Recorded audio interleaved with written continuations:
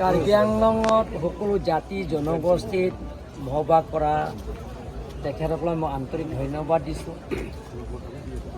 কাৰ্বি আংলঙত স্থায়ী শান্তি, কাৰ্বি আংলঙত ২৬টা MEC সমষ্টিত সমান্তৰাল হিচাপে ডেভেলপমেণ্ট কামত পূৰণ কৰাৰ স্বাৰ্থত কেন্দ্ৰ চৰকাৰ, ৰাজ্য চৰকাৰ ডক্টৰ হিমন্ত বিশ্ব শৰ্মা ডাঙৰীয়াই কাৰ্বি আংলঙত দুখীয়া দৰিদ্ৰ সীমাৰেখা পৰিয়ালবিলাকৰ যিবিলাক আঁচনি গ্ৰহণ কৰা হৈছে, অৰুণোদয়ৰ পৰা আৰম্ভ কৰি ছেল্ফ হেল্প গ্ৰুপ যিবিলাক আত্মসহায়ক গোটবিলাকৰ কাৰণে এককালীন সাহাৰ্য ১০,০০০ টকা যিটো তেখেতে নিৰ্বাচন আগত প্ৰতিশ্ৰুতি দিছে, সেই প্ৰতিশ্ৰুতিবিলাকৰ আখৰে আখৰে পালন কৰাৰ কাৰণে ৰাইজে হিমন্ত বিশ্ব শৰ্মা ডাঙৰীয়া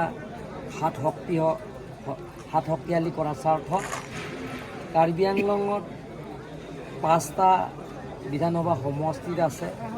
বোকাজান, ডিফু, হাৰঘাট, ৰংখাং আৰু আমৰিত। সেই ৫টা বিধানসভা সমষ্টিত বিপুল ভোটে ৰাইজে জয়যুক্ত কৰা হৈছে ভাৰতীয় জনতা পাৰ্টীৰ প্ৰাৰ্থীক।